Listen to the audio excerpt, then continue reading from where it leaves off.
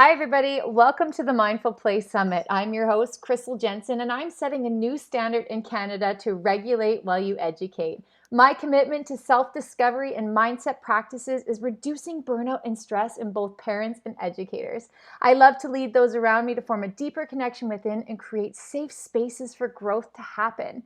As the CEO and founder of Mindful Expressions Incorporated, the Mindful Educators Association, and the host of the Mindful Play Summit, I specialize in the implementation and integration of mindful practices within early learning environments.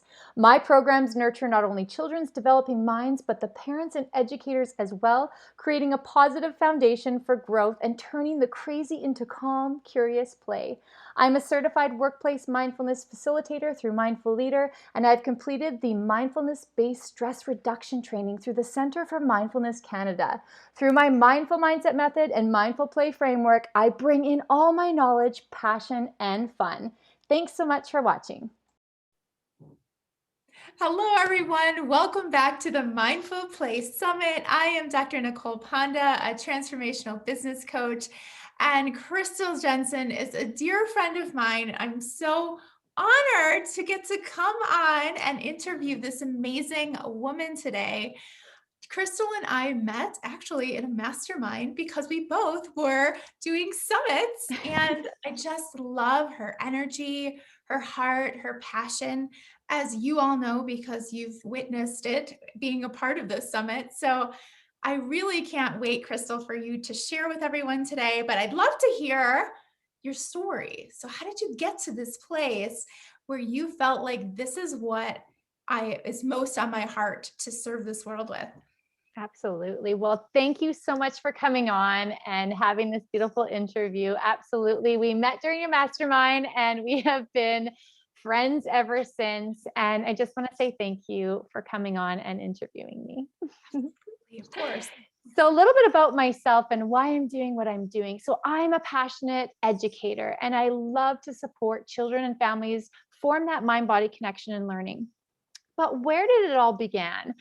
And, when I'm starting to get into a little bit of storytelling, I'll be brief about it. But the message I really want to portray to the audience today is that moving through being an educator, I really recognize that there is a high sense of burnout. And as I move through running my center and being a mom and being an entrepreneur and doing all of the things, I recognized that I needed to connect more with my mind body connection so that I could show up as the best version of myself for those that I'm supporting, if it be in my family life, if it be in the center, or amongst all of my peers. So when I grew up, I was amongst nature my entire life. I grew up in a small town up north called Williams Lake. Anybody listening who knows what that is, it's a little truckers community. And I was outside day and night. And isn't it interesting when we become a parent or we become an educator, we pull apart the things that we really had in our world that we want to foster in our own children's world. But there's also pieces of ourself that maybe we didn't have, right? So I always had this dream to build a musical preschool. I always had a dream to build a center where children could express their emotions. Instead of being told to go to the room and shut the door and cry, I wanted them to feel it. I wanted them to see it. I wanted them to name it and just be able to release some of those trapped emotions inside. So Mindful Expressions Early Learning Center was evolved, and I teach mindfulness, meditation, self-regulation, self-love activation to children. And things are shifting right now. Things are shifting for me in the center where I'm feeling so called and inspired to support educators, to support parents, to take it that step further where we know these children would just soak up all of these skills. But as an educator and as a parent, as a teacher, to embody that expression, that mindful daily living, it has supported me pull myself out of burnout, to have that mind body connection and learning. And my biggest, funnest tagline is to be able to regulate while you educate.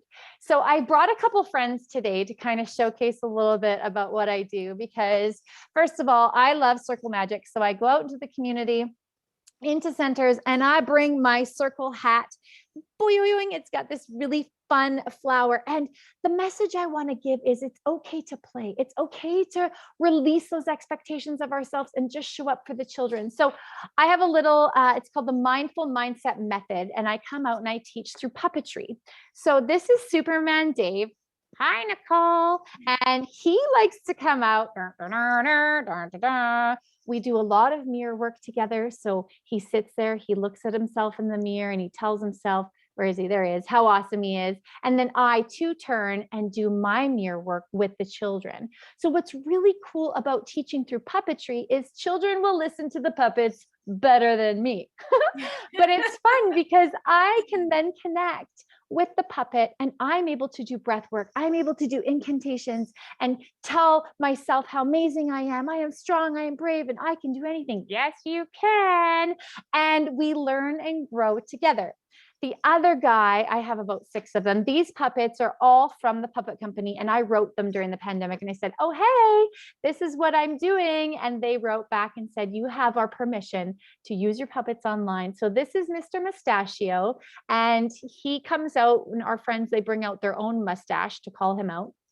And he comes out jittery. So we recognize what's happening in his body and we ask our friends, what are some things that we can do to support him? Sometimes he doesn't know how he's feeling, sometimes he does. But a lot of the times, the children will actually express, oh, let's take a deep breath. Right. So he's our breathing puppet and he comes out to support us with that connection piece. Now, what's interesting about children is that they always know what they need. So as we integrate these big bag, who has a big bag of pom poms? I got a big bag of Of pom course we poms. do. But what's interesting is that children start to emotionally understand. They'll go for Mr. Mustachio when they need to take a breath. They'll go for Superman Dave when they need to do some, you know, empowerment poses. They'll go find self-care Carl when they need to embody some of those practices. And when we talk about regulating or we model our behavior as educators, it's important to recognize and say to the children, teacher just needs a moment to sit. Do you want to join me? It's an offering. And as we integrate some of these tools into our day, that it's an offering. It's not a set, I want you to do this. It's this is what we're offering, and do you want to take part in it? So, in a roundabout answer, I know I'm talking a lot because I get so fired up. I'm very passionate about it. But I had a story of burnout, and I recognized that by forming that deeper connection within, by taking that time for me, asking myself, what do I need in that moment? I am now able and willing to show up as that best version of myself to support the children and families around me. And that's really where we came together was being in healthcare and really talking with you in the education world. There's so many parallels of just people reaching this point of burnout, not knowing how to regulate, not knowing how to express their feelings. So we know just how much we changed our own lives with that mindfulness work and all the other things that you've mentioned.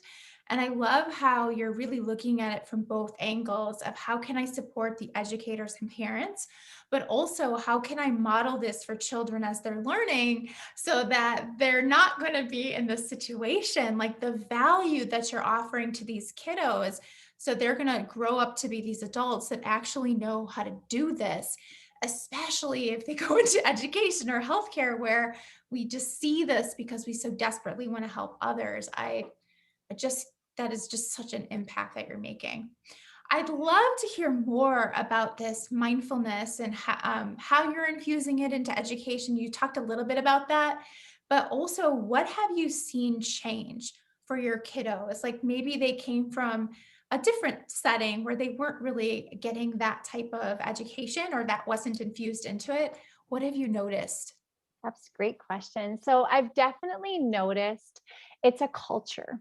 It is a culture, it's a way of being. And when we have children coming into our space or into the center, or even parents that are coming from, the outer world, it's interesting where they're able to have a different awareness. So social and emotional learning is something that I stand behind completely. We have children that are constantly tattletaling on each other or saying, oh, so and so did this to me. And what I'm observing is the more we can give these children the tools, we give them this new foundation of growth to talk about their emotions, to express in a safe manner.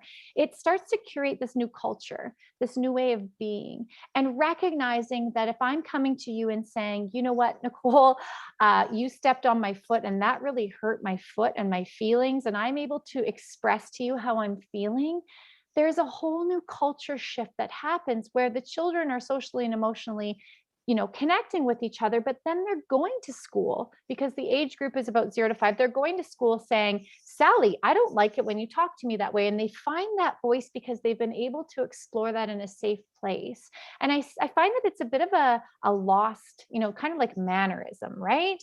Or it's a bit of a lost art where if we aren't facilitating that new foundation for growth for these children, then we just have children that are suppressing their emotions. When we suppress emotions, we know that forms physical dis-ease in our body. And then it just continues to perpetuate this cycle where I'm coming in saying, okay, it is free to express. Let's talk about some emotional things. What are we educating the parents in emotional mastery? Understanding what gratitude, abundance, love, and joy, and really understanding more of the energetics behind what we're doing. So I created the mindful mindset method, which takes a lot of the mindset piece. It takes a lot of the mindful practices. And I'm now supporting and going out and doing Pro D-Day workshops for centers, for local centers in the community, and also working with school districts to bring this into the educators field. And what's happening, I have a big announcement, which I was like, hey, you know what? I'll probably just announce it here because it's a safe space. I am actually closing down my center, and I like to use the word expanding because what I've recognized is this beautiful space that I currently have, basement of my house and the whole outside, is that I have the mindful play framework. I have the framework to create and to expand and to bring into other centers. But by operating my own space for the last 6 years, it is now time for me to spread my wings and to go out into other centers in the area that want to really connect that mind-body connection and learning, that want to reduce burnout, looking at staff retention. What types of things are we doing from a staffing standpoint? So there is a call to action. Any educators or caregivers or parents that are looking to bring the mindful play framework into their center or into their home, please let me know because there's something special here. There's something really special. And from an educator and a parent myself, I can actually see the difference in myself, in my children, in my staff, and the parents that I'm supporting by bringing this framework to life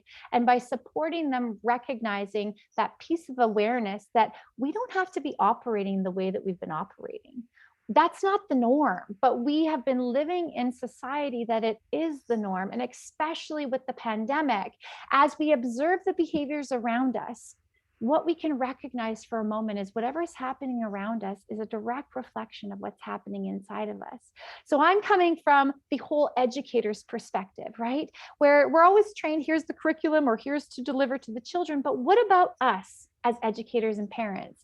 What happens inside of us as we formulate this new way of being? We take breaths when we need to. We sit in silence to recharge. We're able to talk about our feelings and our emotions in a safe manner. We're able to rage like a lion if we feel that we need to get it out and stomp our feet and perpetually heal our inner child while we're supporting the children around us as well. It's this universal, beautiful healing.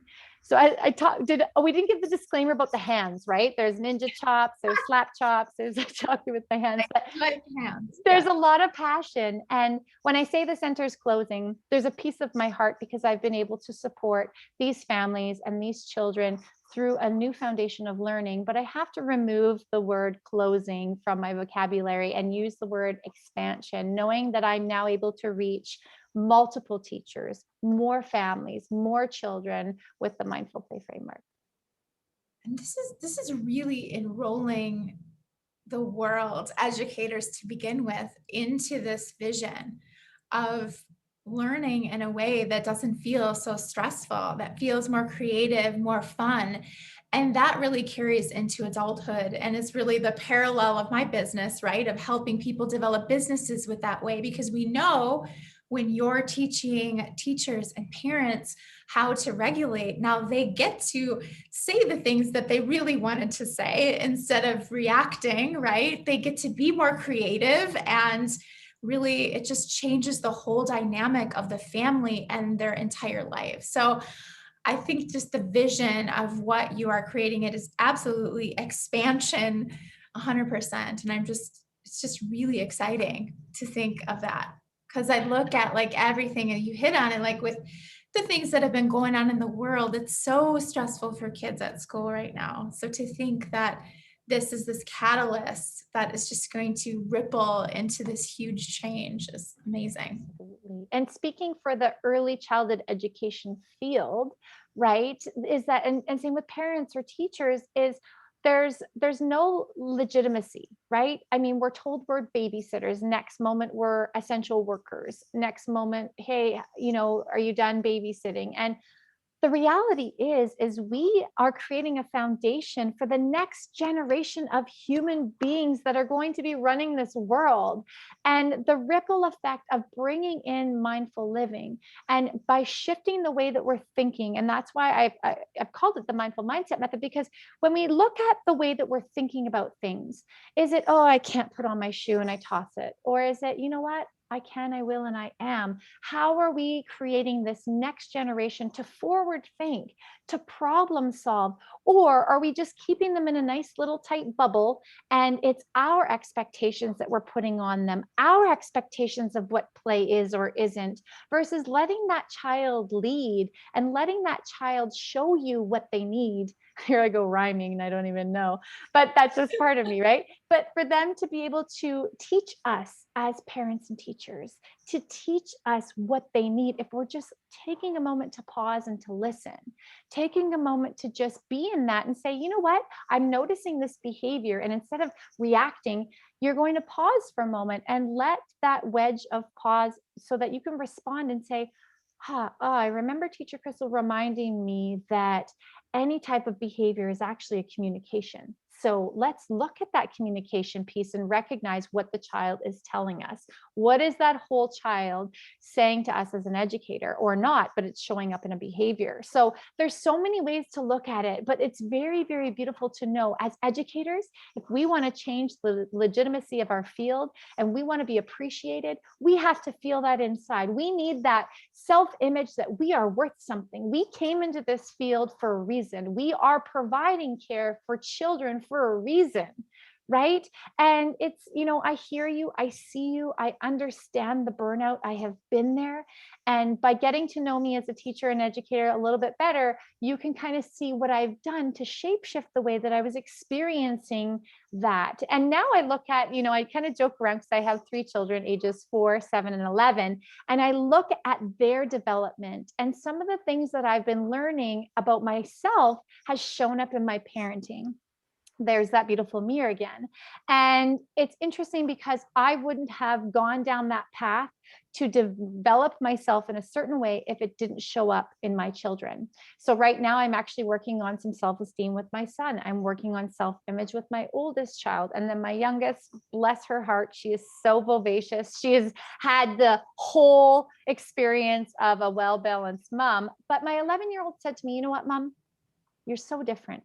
I said, well, what do you mean? She goes, since you've been really practicing all of your stuff over the last 5 years, you're really different, Mom. I said, can we talk about that for a moment? So how do you remember the older version of Mom? She's like, well, you were constantly, like sputtering over, you would yell a lot. Like she goes, you were tired, you would drink all the time. And I was like, hearing that with no judgment of self, just awareness, going, okay, so tell me what you see now.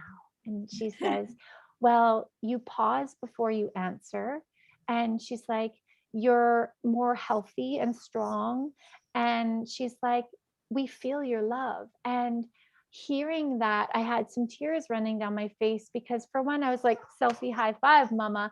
But that awareness piece with no judgment of that older version of myself, but I've really become this whole connected mind body person. Call me a parent, educator, a wife, whatever you want to call me, but I've integrated a beautiful piece of expression of myself. I'm able to talk about my feelings and my emotions in a safe space.